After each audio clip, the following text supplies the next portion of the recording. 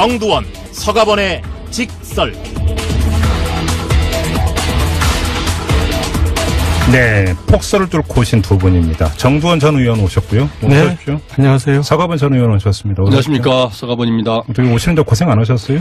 별로 안 했어요. 그 강북강변 마포에서 예. 상암까지 구간은 뭐 예. 그냥 조금 뭐 천천히 가는 편이었어요. 그러니까 이게 지금 지역마다 편차가 너무 심한 것 같은 게 지금 고양, 파주, 일산 이쪽은 뭐 지금 기상 상황도 심각하고 도로 상황도 심각하다고 하는데 경기도 시흥, 신천동, 월곡동은 아예 눈이 아예 안 온다고요.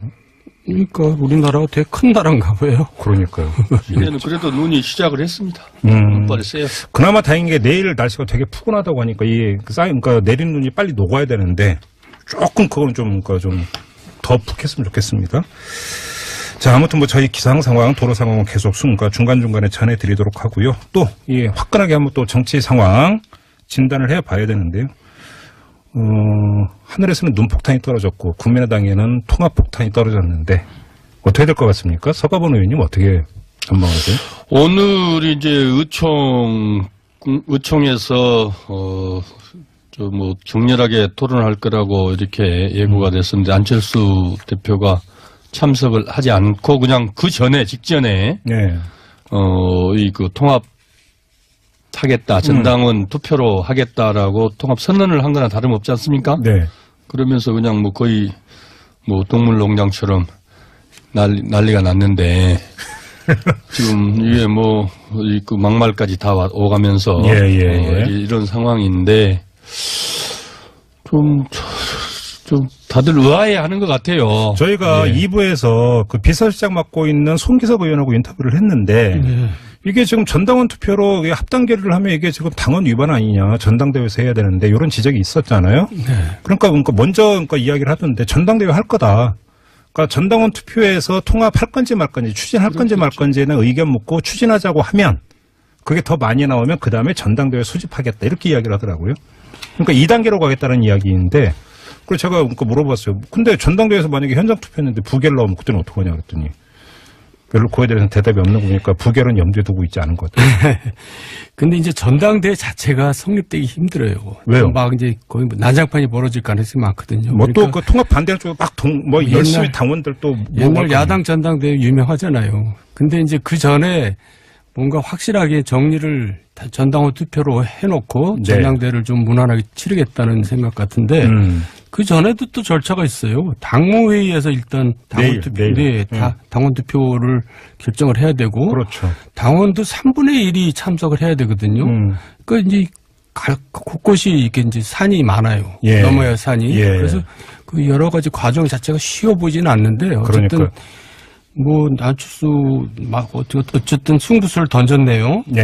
간만에. 아무튼 뭐 이제 통합 반대하는 쪽에서 또 가처분 신청 내겠다 이런 얘기까지 하니까. 가처분 신청도 그러고 전당대회 의장이 지금 이상돈 의원이라는데 지금 통합에 반대하거든요. 그렇죠. 그러면은 의장이 개최를 하지 않으면 그러면 또 다른 이제 절차 그 당원들 몇 분의 몇에 의해서 동의에 의해서 하게 되는데 상당히 지금 정의님 말씀대로 지난한 절차들이 있고 또 암초들이 많죠. 생각보다. 근데 많지는 않을 겁니다. 이건 뭐 이제 송기석 의원하고 인터뷰 때 이제 절차 문제라든지 규정 문제라든지 많이 이야기를 했으니까 이런 세세한 거 실무적인 얘기 말고 좀 큰 틀을 얘기했으면 좋겠는데 통합하면 살 길이 열리는 겁니까? 정두원 의원님 어떻게 보세요? 뭐 본인은 이제 열린다고 생각하니까 이제 지금 그러지 않겠어요? 그러니까 물론 그렇죠. 네. 그러니까 이제 자기가 앞으로 이제 대선에 출마하기 위해서는 이제 여당 쪽에 그 소위 말해서 왼쪽에 있어갖고는 도저히 안 되겠다. 그러니까 이제 오른쪽으로 가가지고 뭔가 힘을 키워야겠다. 이제 그런 계산을 하는 거겠죠. 그러려면 일단 바른정당부터 통합을 하고. 나중에 키워서 이제 자유한국당하고도 뭘 해보겠다 그 생각은 저도 잘 모르겠지만 하여간 그런 생각 같은데 이제 자기는 이제 이걸 해결해야지 산을 이제 올라갈 수가 있다라고 생각하는 것 같아요. 그러니까 내가 볼 때 정말 마지막 승부수예요. 이거 해결 못하면 이제 집으로 진짜 가야 될 것 같은데요. 지난번에 조사에 근 20%가 나왔다는 거 아닙니까? 통합하면은 20%. 그런데 그 당 유력한 관계자 얘기를 들어봤더니 그 후에 또 몇 차례 더 이 정밀하게 조사를 한 것 같아요. 그랬더니 더 돌렸다? 한 20% 그러니까 통합을 하면 한 20% 나온다는 거예요. 어떤 경우에도. 네. 그걸 상당히 지금 안철수 대표가 믿고 있는 것 같고 그러면서 반대하는 이 호남 의원들을 이제 호남 구태 정치인으로 오늘 또 그냥 아예 그렇게 얘기를 했지 않습니까? 네. 그렇게 해서 떨어내지 않으면 비우지 않으면 채울 수 없다. 뭐 이런 그 확신을 갖고 일전을 불사할 수밖에 없다. 그러면서 이제 늘 뭐 입에다 달고 있는 것처럼 2등 전략으로 그렇게 아예 딱 단정을 하고 작심을 하고 지금 이 거사를 일으킨 거죠. 근데 거사를 일으키는데 궁금한 게 하는데 20% 얘기를 많이 하는데 그렇죠. 그러니까 우리가 정치권에서 이제 보통 컨벤션 효과라는 얘기를 많이 하잖아요. 예. 그러니까 큰 이제 정치 이벤트가 있으면 그거에 대한 어떤 그 이제 효과로 그 지지율이 올라가는. 근데 보통 이제 그 컨벤션 효과가 이제 보통 한 15% 정도 나온다. 큰 이벤트가 있으면 이렇게들 얘기를 많이 하던데. 그러니까 당대당 통합이라면 사실은 정치권에서 가장 큰 이벤트잖아요. 20%가 높은 수치입니까? 20%가 지금 높은 수치죠. 6%, 지금 현재 6%인데. 수치에 비하면 뭐 엄청나게 높은 6%죠. 컨벤션 효과까지 고려한다. 문제는 20%를 지금 이제 20%면 2등으로 올라간다는 거예요. 이거 아주 높죠. 근데 20%라는 게 그래서 어쨌든 자유한국당하고의 경쟁에서 자기들은 더 유리한 고지를 점하겠다는 건데 그 조사 어떤 조사가 어떻게 해서 그렇게 나왔는지는 잘 모르겠습니다만은 국민당은 국민의당은 국민의당이지만 바른정당도 저게 유승민 의원하고 남아있는 11명 의원들이 그러면 일사불란하게 합당 절차를 거칠 것이냐. 그것도 또 모르는 얘기고 실제로 호남 의원들이 지금 언론에서 나온 것처럼 보도되는 것하고 달리 전남, 광주, 전남이 19명 중에서 지금 우리 민주당이 1명이고 18명이 국민의당이거든요. 그 중에서 대략 한 2명 정도 빼놓고는 거취 표명을 안 한 사람들조차도 그렇게 안철수 대표를 따라가지는 않을 거라는 거예요. 2명 정도, 두 의원 말고. 전라북도가 한 9명, 전체 9명 의원 중에서 민주당, 그 다음에 자유한국당 1명씩 해서 7명인데 1명 빼놓고 나머지들은 따라갈까. 이게 지금, 취재한 광주 전남 의원, 기자들 몇 명 같이 공동으로 이렇게 의논해 보니까 자기들 취재한 걸로는 그렇게 나온다. 오늘 제가 오후에 들었거든요.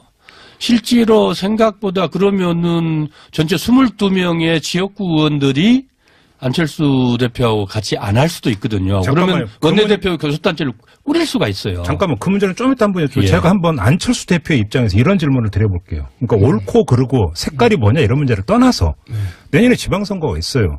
근데 통합하지 않고 그냥 따로 해가지고 했는데 당선자도 배출을 못해요. 쉽게 말하면 그 지방선거에서 폭망을 해요. 그러면 당의 존폐까지 그 걱정이 되는 고사 단계로 넘어갈 수가 있잖아요. 그러니까 일단 살고 봐야 되니까. 그럼 통합 카드밖에 없다. 이렇게 생각할 수 있는 거 아닌가요? 그거죠. 첫 번째가. 일단 그러니까 이 이야기는 옳은 선택이냐 아니냐의 문제를 떠나서 불가피한 선택일 수도 있는 것 아니냐. 안철수 대표 입장에서 이렇게 주장할 수도 있잖아요. 그건 어떻게 보세요? 그 일리가 있는 얘기죠. 그래요? 그러니까 이제 그래서 사실 나머지 호남파 의원들도 그렇게 반대를 하면서도 또 그거를 뭐 막상 공개적으로 얘기를 못 해요. 뭐 의총 때는 떠들지만은 마이크 이렇게 들이대면은 뭐 애매하게 얘기를 해요. 그러니까 이제 자기네 또 지방선거 자신이 없는 거죠. 그럼 여기서 두 번째. 그럼 또 정반대. 그래 불가피한 현실이 그러니까 불가피하게 했어요. 그럼 그런다고 이기냐?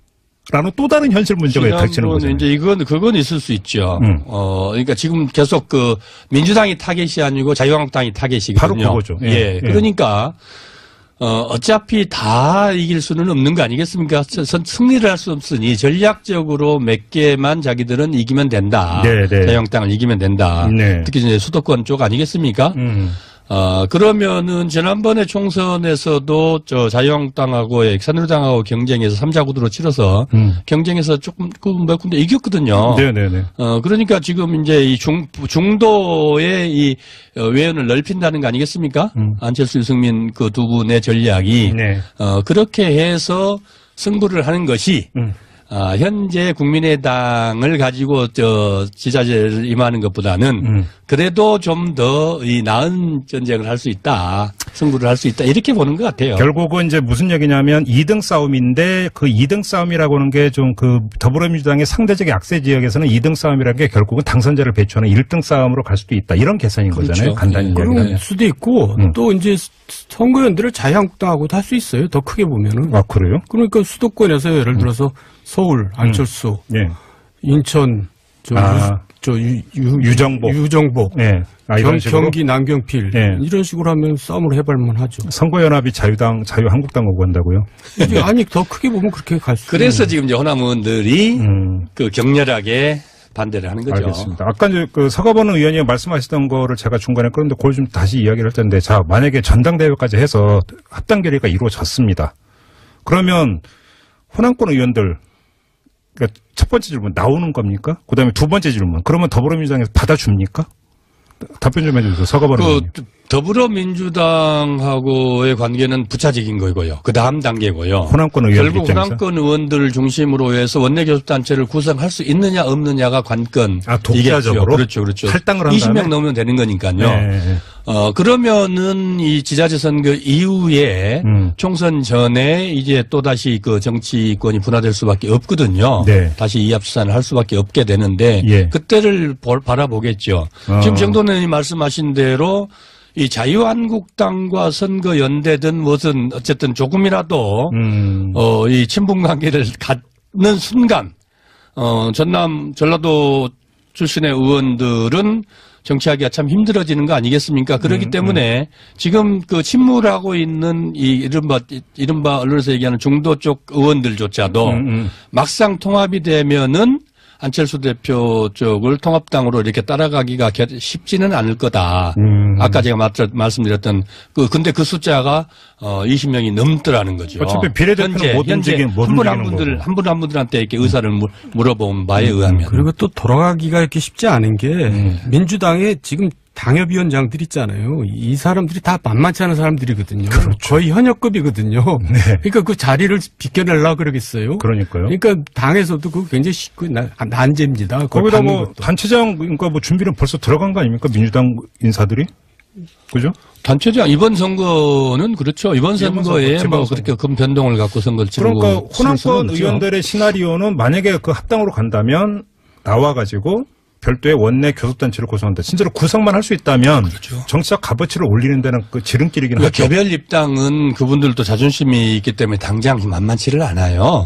만만치는 않은데 어쨌든 그래서 이 과정들을 통해서 도저히 새로운 당이 존립하기가 쉽지 않다. 자기들이 원하는 대로 20%대를 돌파하고 그다음에 자유한국당을 제치고 중도 보수의 대표 정당이 된다는 가망성이 없어지면 호남 출신의 의원들은 합계하기가 쉽지 않죠. 체크 포인트 하나 지금 짚었고요. 그다음에 바른정당에서 체크 포인트가 하나가 있는데 통합을 했는데 넌 인정 못해. 나는 안 해.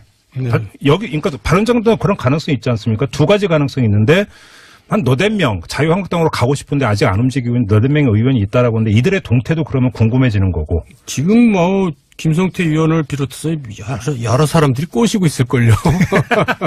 그렇겠죠? 예. 그다음에 또 한 명. 예. 남경필 경기지사가 있지 않습니까? 남경필 지사도 벌써 이제 여러 차례 이렇게 암시를 풍겼어요. 그러니까 친하시잖아요. 예, 그러니까 이제 일단 바른당으로는 그렇게 힘들다는 거는 이제 거의 확실하고. 네. 또 유승민 대표가 안 맞아요.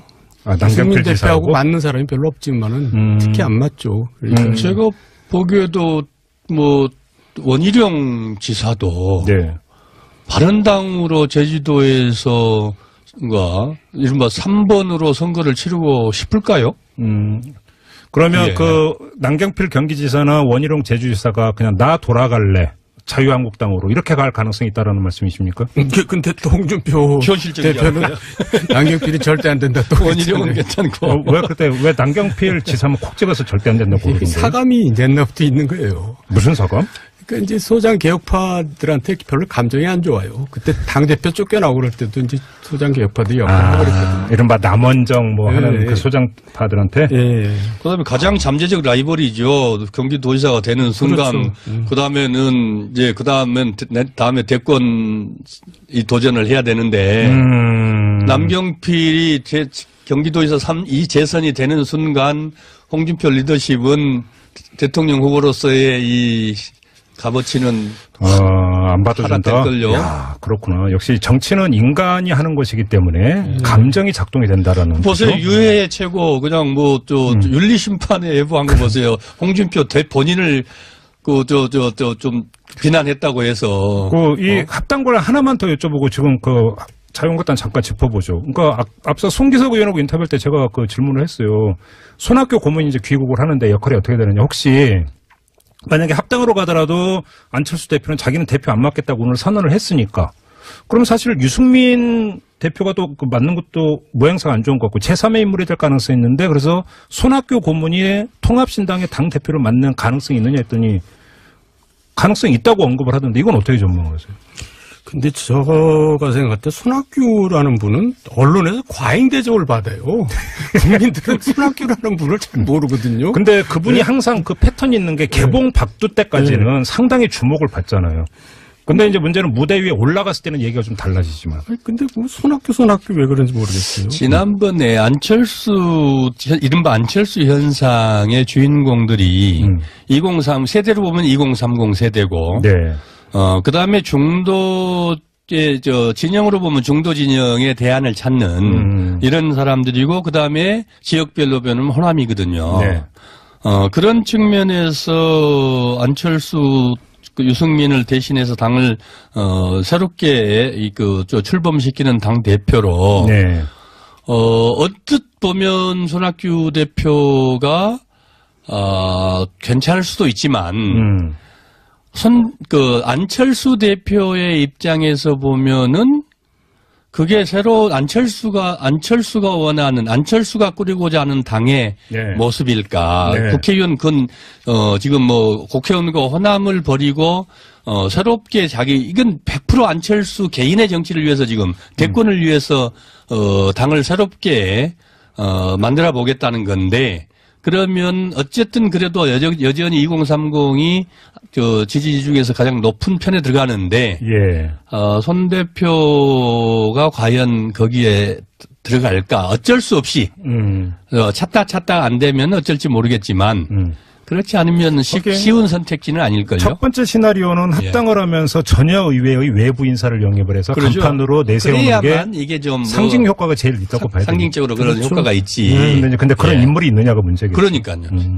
그런 인물을 찾다가 안 되면 이제 어쩔지 모르겠지만. 알겠습니다. 국민의당 이야기는 이 정도로 하고 자유한국당 잠깐 짚어야 되는데요. 그 전에 먼저 짚을 게 있습니다. 교통 상황인데 0567님이 문자 주시기를 김포 한강로 서울 방면 완전 주차장이라고 절대 진입하지 마세요. 48번 국도 우회하세요. 이렇게 좀 제보를 주셨습니다. 김포 쪽도 지금 난리인 것 같습니다. 여러분 참고하시기 바라고요. 잠깐 이 당무감사 결과는 워낙 평지풍파가 커서 많은 언론이 짚었기 때문에 저희가 여기서 되짚을 이유는 없고 저는 개인적으로 궁금한 게 홍준표 대표와 유여해 최고위원 간의 애증의 역사는 어떻게 종합 정리를 해야 되는 겁니까? 서가번 의원님? 애증의 관계 맞는 거죠? 애증의 관계. 좋을 때는 많이 좋았다가 좀 다른 것 같아요. 왜냐면은 유여해 최고는 애정을 보냈는데 일방적이었던 겁니까? 홍준표 후보 또는 홍준표 대표는 그거를 애정으로 받아들인 것 같지는 않죠. 애증. 아니, 그러니까 애정을 받았어야 그 다음에 또 애증이 있잖아요. 네. 한쪽에서는 애정을 보냈다고 유해 최고는 얘기를 하지만 홍준표는 그걸 애정으로 받아들이지 않은 것 같다는 거죠. 홍준표 대표는 일관됐다. 예. 정도원 의원님 어떻게 읽으세요? 근데 왜 유여해를 징계를 한다는 거죠? 난 이해를 못하겠어요. 해당 행위라던데요, 명분. 그러니까 뭘 해당 행위했다는 거죠? 막말했다고. 막말해서 당의 그 이미지나 이런 걸 실추시켰다 이거잖아요. 홍준표 대표를 비난했다고. 윤리 같이 가야지 왜 유해만 보내요? 오늘 유해 최고위원이 그 기자회견에서 비슷한 말을 한 것으로 제가 좀 기사를 본 것 같은데요. 근데 오늘 5시에 열렸는데 이게 오늘 결정은 안 됐고 26일로 미뤄졌다고 하네요. 속보가 올라왔는데 좀 그렇게 되는 것 같고요. 생각해보니까 너무 무리한 것 같으니까 그런 거죠. 무슨 독재 정당도 아니고 뭐 비판했다고 윤리 보내는 정당이 어디 있어요?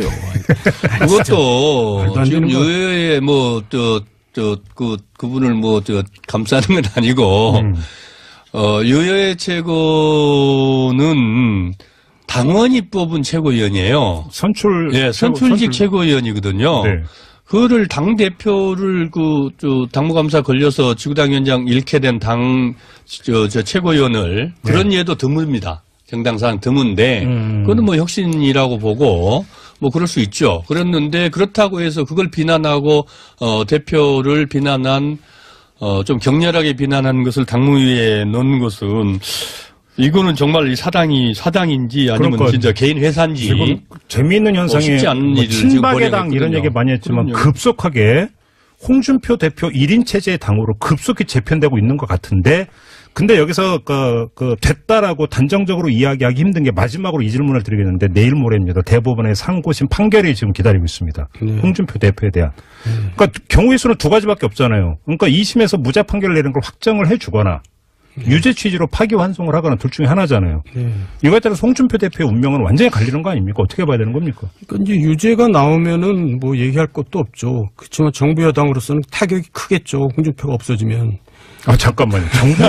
정부 여당이 타격이 크죠. 이제 유죄가 나오면은. 왜요? 아니 자유한국당이 이제 새로운 지도 체제가 들어서면 지금보다 낫겠죠, 아무래도.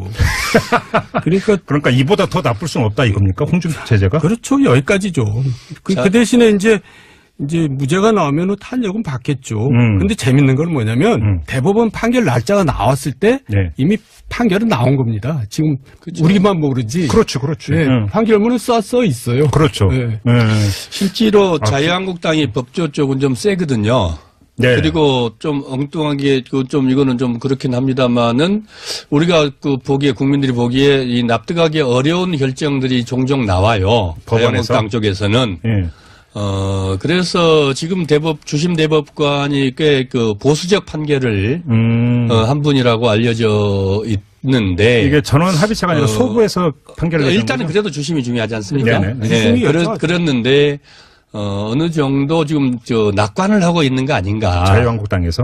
그런 홍준표 대표 쪽이겠죠. 자유한국당도 친박이나 무죄 확정을 자신하고 있다. 원래 당사자는 다 낙관합니다. 예, 그 진영에서는 좀 낙관을 하고 있는 게 아닌가 이렇게 보여지던데요. 뭐 이거에 대해서는 우리가 무리하게 여기서 예단하거나 뭐 점치지 말고. 그럴 필요는 없죠. 금방 알 텐데. 이틀 뒤면 결과 나오니까요. 결과를 보고 다시 한번 이야기를 나누도록 하고요. 직설은 오늘 여기까지 진행을 하고 두 분과 인사 나누겠습니다. 눈 내리는 길인데 조심해서 돌아가시고요. 네. 오늘 고맙습니다. 네, 감사합니다. 네, 정두원 전 의원, 서가번 전 의원 두 분과 함께했고요. 정두원, 서가번의 직설. 네, 폭설을 뚫고 오신 두 분입니다. 정두원 전 의원 오셨고요. 네, 오십시오. 안녕하세요. 서가번 전 의원 오셨습니다. 안녕하십니까. 서가번입니다. 어떻게 오시는데 고생 안 하셨어요? 별로 안 했어요. 강북강변 마포에서 상암까지 구간은 그냥 조금 천천히 가는 편이었어요. 그러니까 이게 지금 지역마다 편차가 너무 심한 것 같은 게 지금 고양, 파주, 일산 이쪽은 지금 기상 상황도 심각하고 도로 상황도 심각하다고 하는데 경기도 시흥, 신천동, 월곶동은 아예 눈이 아예 안 온다고요. 그러니까 우리나라가 되게 큰 나라인가 봐요. 그러니까요. 이제는 그래도 눈이 시작을 했습니다. 눈발이 세요. 그나마 다행인 게 내일 날씨가 되게 푸근하다고 하니까 그러니까 내린 눈이 빨리 녹아야 되는데 조금 그건 좀 더 푹 했으면 좋겠습니다. 자, 아무튼 저희 기상 상황, 도로 상황은 계속 중간중간에 전해드리도록 하고요. 또 화끈하게 한번 또 정치 상황 진단을 해봐야 되는데요. 하늘에서는 눈폭탄이 떨어졌고 국민의당에는 통합폭탄이 떨어졌는데 어떻게 될 것 같습니까? 서가번 의원님 어떻게 전망하세요? 오늘 이제 의총에서 격렬하게 토론할 거라고 이렇게 예고가 됐었는데 안철수 대표가 참석을 하지 않고 그냥 이제 늘 입에다 달고 있는 것처럼 2등 전략으로 그렇게 아예 딱 단정을 하고 작심을 하고 지금 이 거사를 일으킨 거죠. 근데 거사를 일으키는데 궁금한 게 하는데 20% 얘기를 많이 하는데 그렇죠. 그러니까 우리가 정치권에서 이제 보통 컨벤션 효과라는 얘기를 많이 하잖아요. 예. 그러니까 큰 정치 이벤트가 있으면 그거에 대한 어떤 이제 효과로 그러니까 지지율이 올라가는. 근데 보통 이제 그 컨벤션 효과가 이제 보통 한 15% 정도 나온다. 큰 이벤트가 있으면. 이렇게들 얘기를 많이 하던데. 그러니까 당대당 통합이라면 사실은 정치권에서 가장 큰 이벤트잖아요. 20%가 높은 수치입니까? 20%가 지금 높은 수치죠. 6%. 지금 현재 6%인데. 수치에 비하면 뭐 엄청나게 높은 6%죠. 그 컨벤션 효과까지 고려한다. 문제는 20%를 지금 이제 20%면 2등으로 올라간다는 거예요. 네. 아주 높죠. 근데 20%라는 게 네. 그래서 어쨌든 자유한국당하고의 경쟁에서 자기들은 더 유리한 고지를 점하겠다는 건데 예. 그 조사 어떤 조사가 어떻게 해서 그렇게 나왔는지는 잘 모르겠습니다만은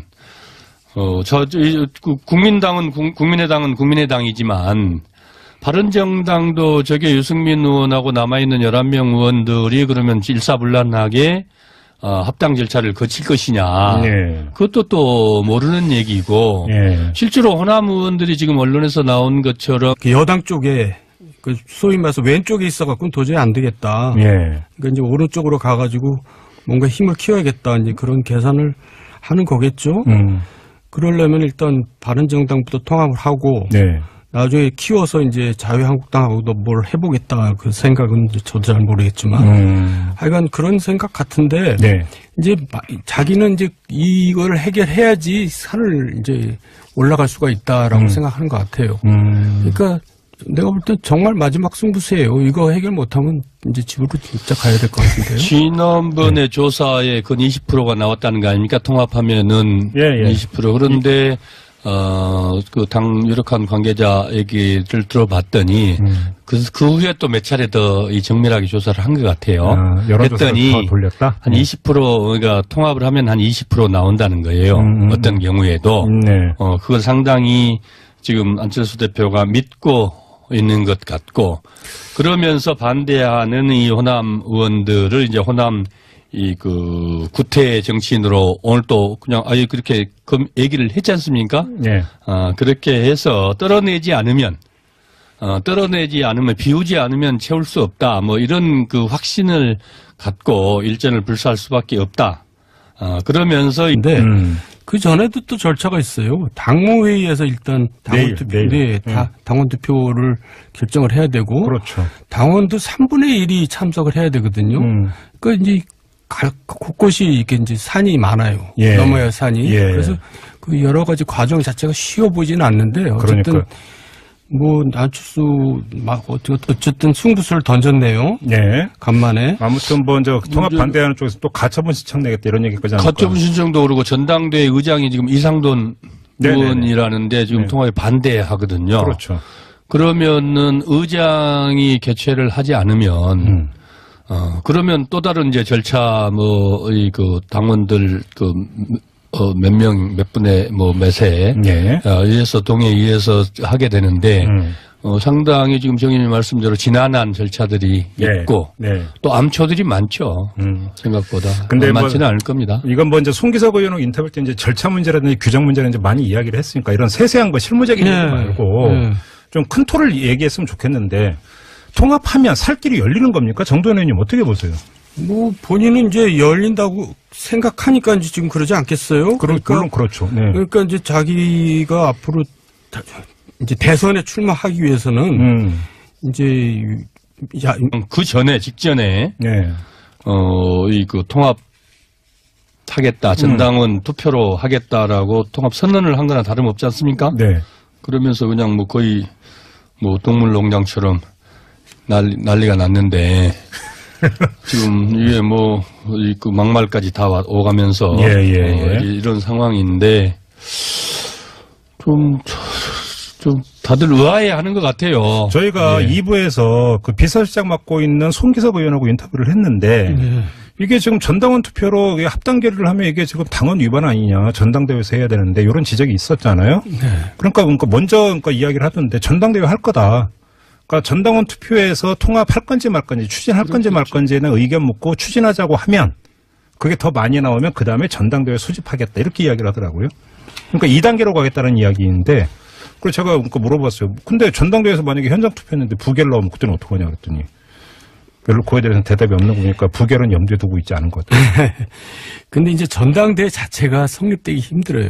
왜요? 막 이제 거의 뭐 난장판이 벌어질 가능성이 많거든요. 뭐 또 그 통합 반대 쪽에 막 열심히 당원들 또 옛날 야당 전당대회 유명하잖아요. 근데 이제 그 전에 뭔가 확실하게 정리를 전당원 투표로 해놓고 전당대회를 좀 무난하게 치르겠다는 생각 같은.